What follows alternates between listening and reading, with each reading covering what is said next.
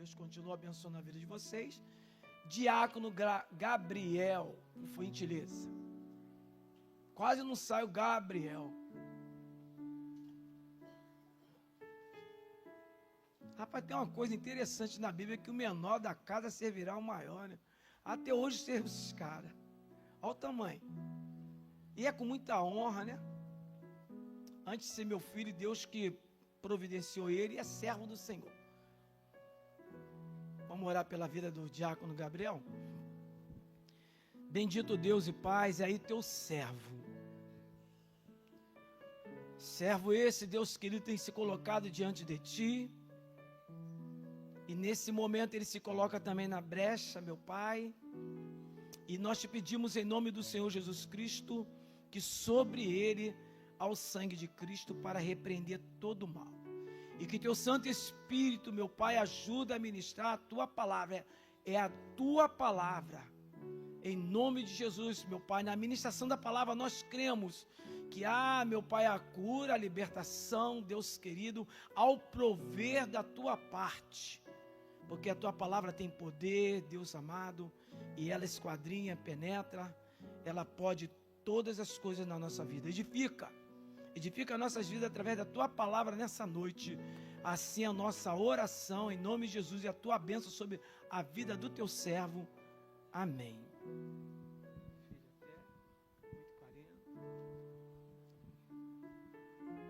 Paz do Senhor, igreja, uma boa noite a todos. Eu saúdo todos com a paz do nosso Senhor e Salvador Jesus Cristo, na verdade. Eu gostaria de pedir que todos os presentes possam abrir suas Bíblias no Evangelho segundo Lucas, no capítulo 11, leremos até o verso 13.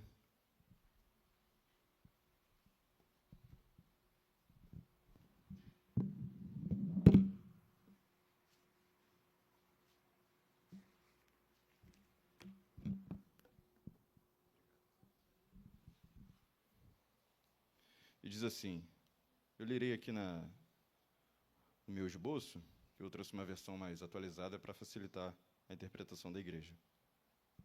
Certo dia, Jesus estava orando em determinado lugar. Tendo terminado, um de seus discípulos lhe disse, Senhor, ensina-nos a orar, como João ensinou aos discípulos dele. Ele lhes disse, quando vocês orarem, digam, Pai, santificado seja o teu nome, venha o teu reino. Dá-nos cada dia o nosso pão cotidiano. Perdoa-nos os nossos pecados, pois também perdoamos a todos os que nos devem. E não nos deixe cair em tentação. Então lhes disse, suponham que um de vocês tem um amigo e que recorra a ele à meia-noite e diga, amigo, empreste-me 3 pães, porque um amigo meu chegou de viagem, e não tenho nada para lhe oferecer. E o que estiver dentro responda, não me incomode, a porta já está fechada e meus filhos estão deitados comigo. Não posso me levantar e lhe dar o que me pede. Eu lhe digo, embora não se levante para dar-lhe o pão por ser seu amigo, por causa da importunação se levantará e lhe dará tudo o que precisar. Por isso lhes digo, peçam e lhes será dado, busquem e encontrarão, batam e a porta lhes será aberta. Pois todo o que pede, recebe, o que busca, encontra, e aquele que bate, a porta será aberta. Qual pai, entre vocês, se o filho lhe pedir um peixe, em lugar disso lhe dará uma cobra, ou se pedir um ovo, lhe dará um escorpião? Se vocês, apesar de serem maus, sabem dar boas coisas aos seus filhos, quanto mais o Pai que está no céu dará o Espírito Santo a quem o pedir. Então, como tema, até aqui leremos, eu coloquei como a suprema importância da oração, e algo que Deus vem trabalhando comigo ao longo, vamos dizer assim, da minha vida inteira, mas mais intensamente, Deus tem falado comigo a respeito desta passagem de Lucas 11, no decorrer desse mês. Inclusive, essa é uma passagem que Mateus 6 também retrata, só que de forma mais extensa. Lucas faz um resumo mais breve dela. Mas a oração, ela não é só supremamente importante hoje, como ela sempre foi. Se abrirmos as Escrituras no Antigo Testamento, nós vamos ver que os patriarcas foram homens de oração. Abraão foi um homem de oração. Isaac foi um homem de oração. Jacó foi um homem de oração. Moisés, que foi o grande legislador e libertador, é claro, operando pela vontade do próprio Deus, foi um homem de oração. Josué, o grande conquistador da terra prometida, foi um homem de oração. O último juiz, e talvez o mais importante deles, o profeta Samuel, foi um homem de oração, chegando até mesmo a falar para o povo: longe de mim pecar contra o Senhor, deixando de orar por vós. Os maiores reis, os mais importantes no tocante aos fatos bons da história de Israel, foram homens de oração. Davi foi um homem de oração. Salomão foi um homem de oração. Asa foi um homem de oração. Ezequias foi um homem de oração. Josias foi um homem de oração.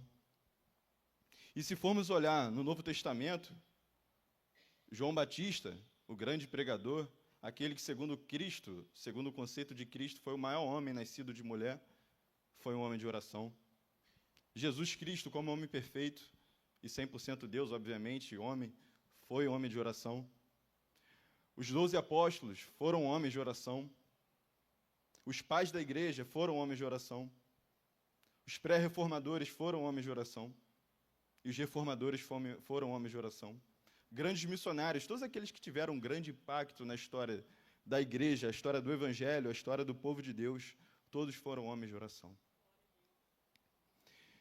E nesse versículo aqui, o primeiro versículo, a gente vai observar que um discípulo se aproxima de Jesus. E esse discípulo, o texto deixa claro, ele era um discípulo, muito provavelmente, na verdade o texto deixa entre linhas, era um discípulo de João, mas não disse que discípulo é esse. E ele chegou até Cristo, enquanto Cristo orava, e perguntou, e pediu: Senhor, ensina-nos a orar, assim como João ensinou os seus discípulos. Então, um fato interessante é que, embora nenhum dos evangelhos tenha relatado uma passagem específica de João Batista orando, é curioso que esse discípulo ele vem até Jesus e cita esse exemplo. Então, apesar de João ser um grande profeta, ele de fato também foi um homem de oração. Então, esse discípulo vai e pede a Jesus para o ensinar a orar. Só que é curioso que ele também não pede a Jesus: Mestre, ou Senhor, ensina-nos a expulsar demônios. Não, ensina-nos a fazer milagres.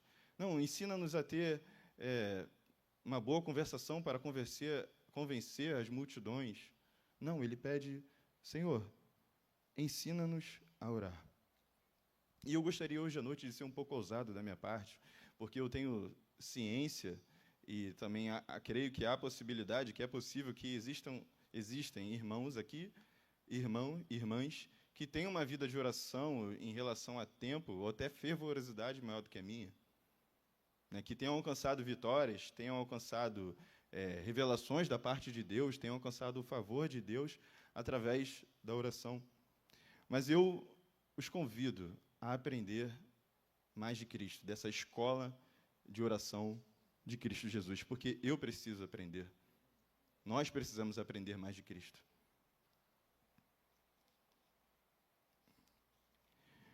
E no versículo 2, quando Jesus ele vai ensinar essa oração modelo, ele diz assim: quando orardes,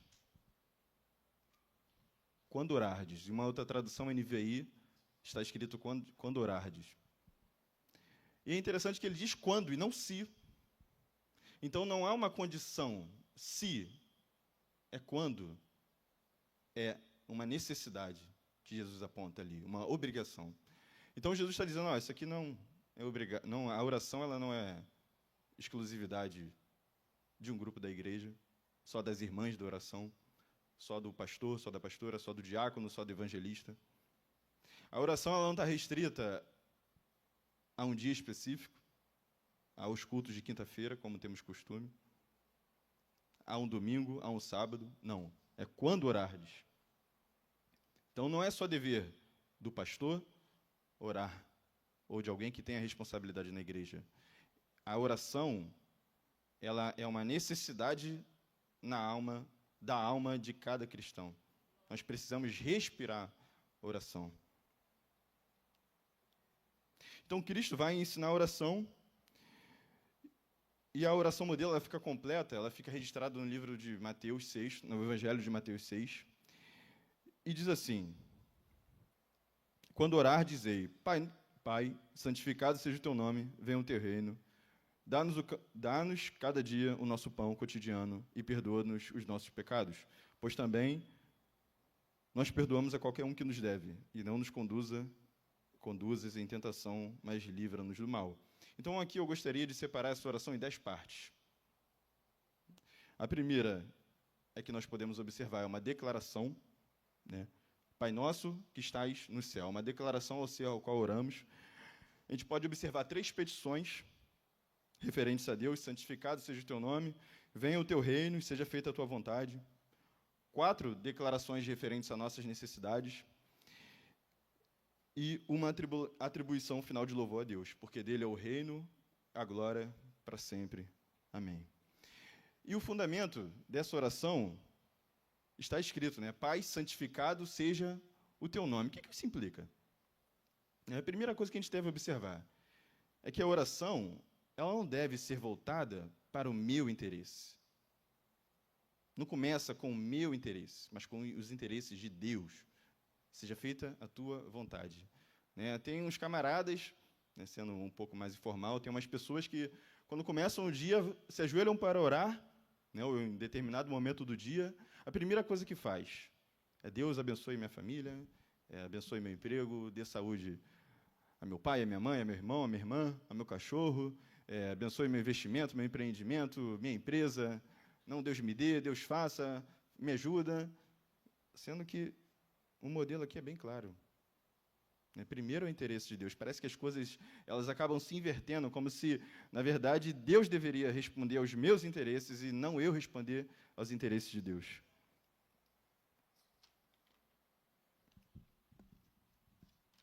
E outra coisa, a gente vê que nós devemos nos dirigir a Deus como Pai. É Pai. O que isso implica? Se Deus é nosso Pai, quer dizer que Ele se importa conosco. Ele cuida de nós. E que não estamos sozinhos. Não somos filhos abandonados. Não somos órfãos. Somos filhos por adoção. Temos um Pai. E outra coisa, Ele é Pai nosso. O Evangelho de Mateus vai dizer: Pai nosso. Começa a oração modelo de Jesus. Isso quer dizer que não há uma exclusividade minha referente a Deus. Isso quer dizer que eu tenho muitos irmãos e irmãs. Todos nós aqui somos irmãs e irmãos, somos família. Então, isso acaba com o senso de exclusividade. E terceiro, é Pai nosso que estás nos céus. Nos céus. Isso mostra que Deus não é igual a mim e a você. Ele não é suscetível às mesmas paixões e falhas. Ele não é suscetível aos mesmos prazeres maus como os nossos. Ele está nos céus. Então, olhando aqui o conteúdo, a gente vê que, primeiro, ela foca em Deus e não em nós. E nessa petição ele também fala: santificado seja o vosso nome. Eu não sei se vocês já tiveram dúvidas no tocante a essa parte do versículo, mas eu já tive muitas. Né? Como é que eu posso orar e pedir a Deus: não, Pai, santificado seja o vosso nome, seja o teu nome. Espera aí, então quer dizer que Deus ele pode se tornar mais santo? Será que Deus ele pode se tornar mais santo com a minha oração? Será que eu preciso pedir a Deus que ele se torne mais santo? Não é bem assim. Se há uma certeza clara na Bíblia, é que um dos atributos absolutos de Deus, e o mais forte, assim eu diria, é a sua santidade. A gente não vai ver a Bíblia dizendo amor, amor, amor, bondade, bondade, bondade, misericórdia, misericordioso, misericordioso, misericordioso.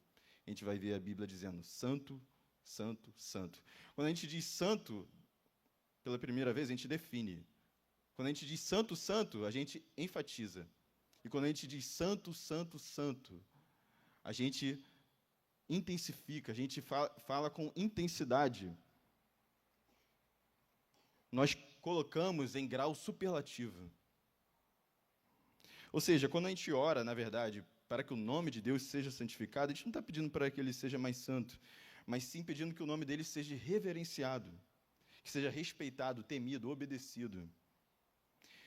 Um exemplo, um pouco mais antigo, que eu gostaria de citar, acho que, se eu não me engano, foi no ano de 2024, e eu creio que aqui a maioria esteja ciente de como foram as aberturas das Olimpíadas de Paris, em 2024, daquele ato que teve na ceia, aquela total distorção da realidade que foi a ceia. E qual deve ser a minha e a sua atitude perante aquela situação? Se revoltar? Orar? Não, Deus, envia dali enxofre, fogo do céu, queima todo mundo ali, porque se dependesse de nós, né, essa é a vontade. Né, se depender de nós, a gente condena, acaba com todo mundo. Mas Deus não nos ensina isso, Ele nos ensina a pedir por oração, nos pede oração em favor deles, para que no coração deles haja temor, haja obediência, haja reverência.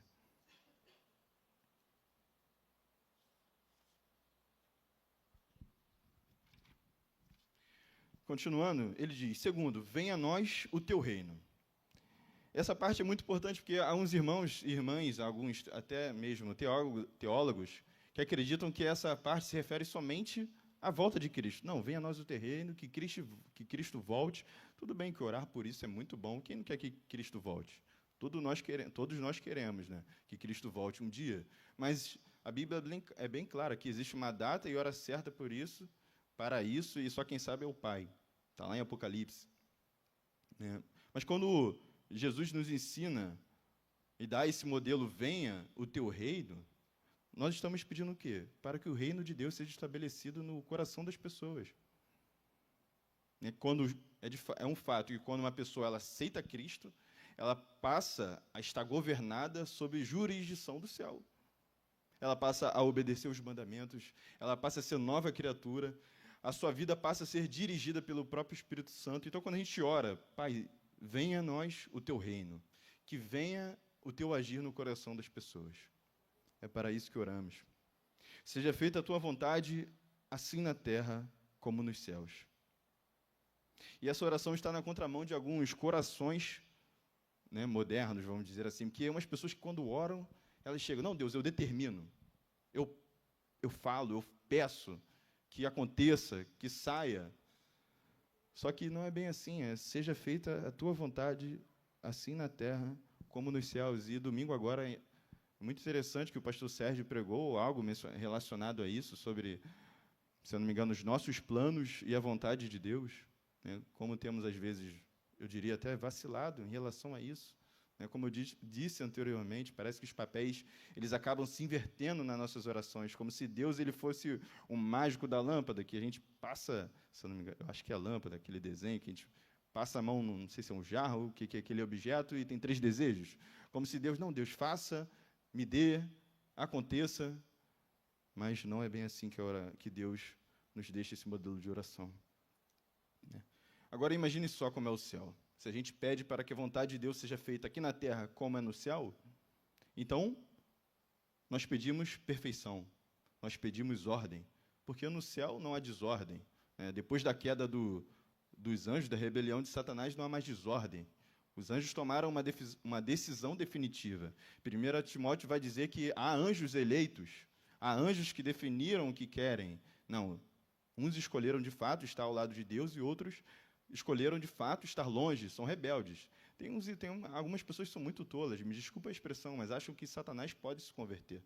Não, Satanás não se converte nunca mais, nem ele nem seus anjos.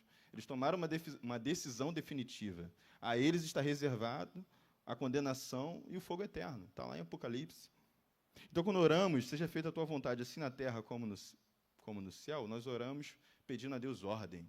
Pedimos para que a vontade de Deus se prevaleça sem barreiras. Então, esse é o conteúdo das orações das petições em relação a Deus. Mas agora eu gostaria de trazer em relação às petições em relação a nós, porque diz assim no versículo 4, e perdoa os nossos pecados, pois também perdoamos a quem nos deve. Não, na verdade, eu vou ler do 3, me perdoem. E dá-nos cada dia o nosso pão cotidiano. E perdoa-nos os nossos pecados, pois também nós perdoamos a qualquer um que nos deve. E não nos conduz em tentação, mas livra-nos do mal. Então, tem 3 coisas aqui. A primeira que eu gostaria de ressaltar é a necessidade presente. Ele diz, dá-nos o pão nosso de cada dia, ou dá-nos o pão cotidiano. Isso aqui lembra muito do quê? Do maná. Lá, quando o povo estava no deserto, rumando a terra prometida. Como é que Deus sustentava o povo? Com o maná. Se eu não me engano, Êxodo 16 vai relatar sobre isso. E o maná, como é que funcionava? Durante 40 anos, Deus sustentou o povo de Israel com o maná. Deus enviava cada dia a porção diária. Ninguém poderia pegar o maná e falar, não, eu vou guardar, vou pegar em grande quantidade, porque a Bíblia diz que o maná ele cai em tão grande escala, ao ponto de parecer como se fosse uma ceada, como se fosse neve. Já viu quando neve fica tudo cheio de neve? Assim era o maná. Ficava cheio de maná pelo deserto. Então, mas tinha um porém, na verdade. Apesar de haver tanto, ele estragava. Ele tinha duração de menos de um dia, aproximadamente. Se você guardasse para uma semana, se pegasse mais de um, ou comesse o quanto você quisesse e pegasse para guardar, no outro dia seguinte ele já estava estragado. Não dava para guardar maná por uma semana, para um ano, apesar de ter em grande quantidade. O que Deus queria ensinar ao povo é que eles não dependiam dele em uma semana, em 3 dias, em um final de semana, em um mês, um ano. Não, eles dependiam de Deus todo dia. Todo dia eles precisavam ter fé que cairia maná dos céus para os sustentar. No tocante à dívida passada, ele diz aqui, e perdoa-nos os nossos pecados, pois também nós perdoamos a qualquer um que nos deve. Então, ele diz aqui, ele compara que dívida é pecado e pecado é dívida. Mas que dívida é essa? É claro que a dívida são os nossos pecados. E eu te pergunto, qual é o tamanho da nossa dívida para com Deus? E outra pergunta, como é possível que eu pague essa dívida? No Evangelho de Mateus, no capítulo 18, Jesus vai dizer, ele vai comparar através de uma parábola, que a nossa dívida é como se fosse 10.000 talentos. E que para pagar ela demoraria, ou levaria, pelo menos 150 mil anos recebendo um salário mínimo da época, que era 1 denário. Agora, pensa aí, você conhece alguém que já viveu 150 mil anos para pagar essa dívida? Não, o que Cristo estava querendo dizer e passar é que é impossível, era impagável. Mas aí ele dá uma condição aqui, e perdoa os nossos pecados, pois também perdoamos a qualquer um que nos deve. Então, há uma condição para que eu seja perdoado. E essa condição é perdoar. Não existe perdão vertical se não houver a horizontalidade dele. Então, se você tem um problema com alguém, é melhor você rever esse problema aí. Ah, mas Gabriel, se você conhecesse a situação, você ia ver que eu tenho razão. Se você conhecesse fulano, beltrano, ciclano, se você entendesse o porquê de eu estar assim, você entenderia. Mas aqui é bem claro. Deus ele não está falando, se você tiver razão, você não precisa perdoar. Ele não está dizendo isso. Ele está dizendo, para que você seja perdoado, você precisa perdoar. Senão você não vai ser perdoado. E no tocante a tentações futuras, ele diz, e nos livra e não nos conduza em tentação, mas livra-nos do mal. Então, o que eu gostaria de destacar é que ser tentado não é pecar. Tentação não é pecado. Todo mundo é tentado. Deus não tem um filho sequer que não tenha sido tentado. Cristo Jesus, o Filho unigênito, foi tentado, mas não pecou. Em tudo foi tentado, mas não pecou. Ah, mas Deus era 100%... Ele era Deus, como é que Deus pode ser tentado? Se Tiago diz que Deus não pode ser tentado, mas ele era 100% homem, 100% Deus. Então, de fato, a sua humanidade foi tentada. Então, ele, de fato, foi tentado e não foi tentado ao mesmo tempo. Mas não nega que foi tentado. Mas nós somos tentados. Adão e Eva foram tentados. A tentação ela é o ato de instigar alguém né, olhando aos olhos da Bíblia, a pecar, a se desviar dos mandamentos de Deus. Então, Satanás, de fato, tentou Adão e Eva. Há uma diferença entre ser tentado e ser provado. O diabo tenta as pessoas. Deus prova. Qual a diferença entre a provação e a tentação? Deus, ele te prova para te aprovar, para que você saia, para extrair o melhor de você. O diabo, ele te prova não, ele te tenta para te humilhar, para tirar o pior de você. E ele continua, mas livra-nos do mal. E Mateus vai dizer, mas livra-nos do maligno. Eu não sei se você tem consciência disso, mas é necessário que você ore a Deus para te livrar de Satanás. A Epístola de Pedro diz que Satanás está ao redor, bramando como um leão, buscando a quem ele possa tragar. Se Deus não protege a tua vida, se Deus hoje não te guardasse, se os anjos de Deus não te guardassem, você pode ter certeza que Satanás tiraria a tua vida. Vocês acham que é brincadeira? Que Satanás não existe, que Satanás é real? Fica chamando por ele por uma noite inteira. Pede a Deus para te mostrar, para ver se Satanás não é real. Há irmãos aqui que têm experiência e sabem que Satanás é real. Eu sei muito bem disso. Jesus disse a Pedro, Satanás pediu para te peneirar como trigo, mas eu orei em favor de ti. Então, Satanás de fato é real. E nós devemos pedir, através da oração, para que Deus nos livre das setas do maligno, dos seus ardis, dos seus planos. Porque Satanás, ele pode atingir, Satanás é inteligente. Ele não é um ser espiritual, ele não se cansa como nós também. Ele não dorme. Ele tenta 24 horas por dia contra nossas vidas. Mas nós temos um Deus também que nos livra 24 horas por dia dos planos de Satanás.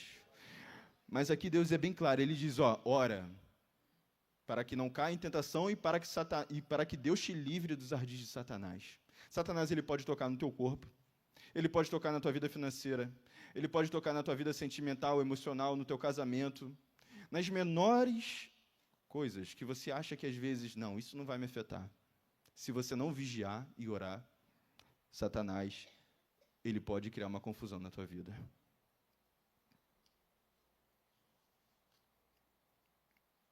Pois bem, dando continuidade agora, esse texto, no versículo 5, vai dar uma continuidade com a parábola do amigo importuno. Jesus, ele apresenta esse modelo primeiro ao discípulo. O discípulo pergunta, ensina-nos a orar. E Jesus, ele dá esse modelo. E depois ele faz uma comparação através de uma parábola. No versículo 5 diz assim, disse-lhes também, qual de vós terá um amigo? E se for procurá-lo à meia-noite, ele disser, amigo, empresta-me 3 pães, pois que um amigo meu chegou à minha casa vindo de caminho e não tenho o que apresentar-lhe. Se ele respondendo de dentro disser, não me importunes, já está a porta fechada e os meus filhos estão comigo na cama. Não posso levantar-me para tus dar. Digo-vos, porém, que se não levante a dar-los, por ser seu amigo, levantar-se-á, todavia, para dar por causa da importunação. E lhe dará tudo o que houver mister. Então, essa parábola, de forma resumida, é bem assim. Haviam 3 amigos. Um amigo vai até a casa do outro e pede a ele por pães, porque tinha chegado um amigo na casa dele, uma visita. Naquela época, era muito comum uma visita chegar na casa de outro, no caso era comum receber amigos, às meia-noite, porque o sol de dia ele era causticante. Então, era comum as pessoas andarem à noite, enxergar na casa de um ente, de um conhecido, pela madrugada. E para a cultura oriental, uma das coisas mais sagradas que existem é você receber a sua visita muito bem. Como é que você recebe a visita muito bem? Com comida.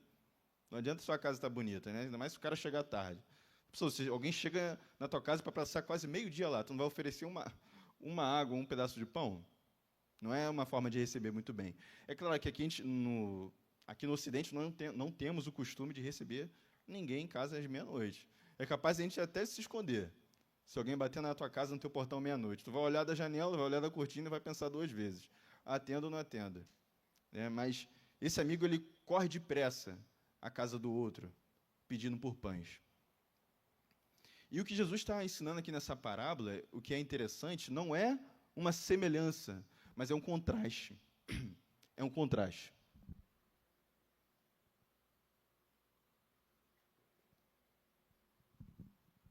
Porque se aquele amigo que estava impaciente, que não queria de forma alguma dar aqueles pães, quanto mais Deus, que é paciente, que é bondoso, que é um pai que atende às nossas necessidades, que é um pai que está disposto a fazer o que precisamos, quanto mais Deus não nos daria. Então Jesus não está falando, ó, é para tu importunar a Deus, não. Ele está comparando. Ele está comparando, não, me perdoem. Ele está mostrando um contraste. Se nós que somos maus, se nós que somos impacientes, damos as coisas pela importunação, agora quanto mais Deus que está pronto a dar de bom grado aquilo que precisamos.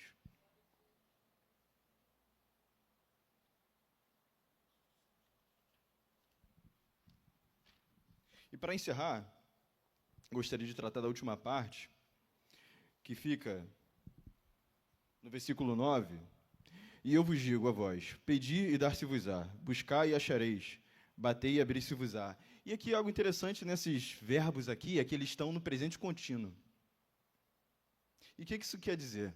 Jesus está dizendo, ó, buscai e continue buscando. Pedi e continue pedindo. Batei e continue batendo. Ele está falando, ó, seja perseverante, não pare, orai sem cessar. E quando o pai, dentre vós, que se o filho lhe pedir pão, lhe dará uma pedra. Ou também, se lhe pedir peixe, lhe dará por peixe uma serpente. Ou também, se lhe pedir um pão, se pedir um ovo, lhe dará um escorpião. Pois se vós, sendo maus, sabeis dar boas dádivas aos vossos filhos, quanto mais dará o Pai Celestial, o Espírito Santo, àqueles que lhe o pedir. Então, é interessante porque Jesus diz, ó, persevere na oração. Mas ele também não diz, ó, aquele que pede, recebe o que pede. Ele diz isso? Não. Aquele que busca, encontra o que busca? Não. Aquele que bate, abre a porta que ele está batendo? Não. Ele diz que a porta se abre, porque o que busca, encontra, e o que pede, recebe. A verdade é que você, nós não sabemos aquilo que é o melhor para nós. Existem caminhos para um homem que eles podem ser bons, mas o final é de morte. Ai de nós, se as nossas petições fossem todas respondidas, eu creio que nós nos destruiríamos, porque somos maus. E aqui ele faz uma comparação com os pais, né? Qual o pai que o filho lhe pede por escorpião, por ovo, lhe dará escorpião? Mas tem pai que é ruim mesmo. Tem os pais aqui, não aqui especificamente, mas na terra, que são ruins. Que tem um filho que pede um ovo e dá escorpião. Eu, mais próximo, eu conheço a história da minha mãe, nunca conheci meu avô, mas pelo que a minha mãe me passa através das histórias do meu avô, ele era um homem ruim, como pai. Ele dizia, ó, eu tenho, mas não te dou. Eu tenho um amigo que ele tem uma situação um pouco difícil com o pai dele, né, que ele passava necessidade dentro de casa, no tocante à alimentação, porque o pai tinha condições de dar, mas não dava.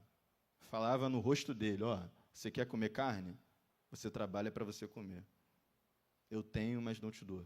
Essa é a expressão que ele usou. Então, tem pais que são ruins, mas há outros que são bons. Né? Tem pais aqui na igreja que, imaginem a situação, se visse, ou se tivesse um pedaço de bife dentro de casa para dividir entre ele e o filho, ele não dividiria. Ele daria o pedaço do bife inteiro, falaria, eu perdi a fome. Então, Jesus fala, ó, se vocês que são maus sabem dar boas coisas aos seus filhos, quanto mais o Pai Celestial, quanto mais Deus, que é verdadeiramente bom, que Cristo fala, só há um que é bom, Deus. E no Evangelho de Mateus vai dizer, quanto mais Deus nos dará as coisas boas, mas aqui ele enfatiza, quanto mais dará o Pai Celestial, o Espírito Santo, àqueles que lhe o pedirem. Será que existe coisa melhor do que o Espírito Santo? Aquele ao qual nós já fomos selados, somos templo dele, ao qual nós, quando nos convertemos, recebemos do Espírito Santo, mas Deus está dizendo aqui, ó, se você pedir, você pode ter mais do Espírito Santo. Você pode ter mais da presença de Deus. Eu desconheço outra coisa que seja melhor do que a presença do próprio Deus, porque o Espírito Santo é Deus. Será que existe alguma coisa melhor do que a presença de Deus na tua vida? Nós somos maus, certo? Não entendemos o que é o melhor. Mas Deus está falando, ó, teu Pai tem o melhor para você, o Espírito Santo. Se já recebemos o Espírito Santo, quando cremos e confessamos que Cristo é o nosso Senhor, Deus está dizendo, ó, você pode ter mais. Você pode buscar os dons, você pode ter a presença dEle.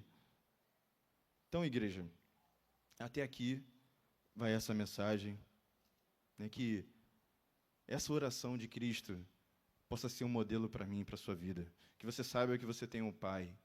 Por mais que você talvez não tenha tido um bom pai aqui na terra, existe um Pai celestial que preza por você, que cuida de você, que guarda a tua vida, que te livra de Satanás, te livra da tentação.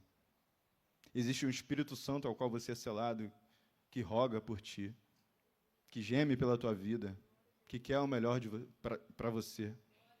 Existe um Deus que quer o melhor para a tua vida, por mais que você não entenda, por mais que o que você peça você não receba, Deus haverá de te dar algo bom, algo que você talvez não tenha ciência, mas Deus tem algo reservado para aqueles que perseveram na oração, para aqueles que repousam a fé nele. Então, que essa palavra abençoe a igreja, e assim eu agradeço pela oportunidade, em nome de Jesus.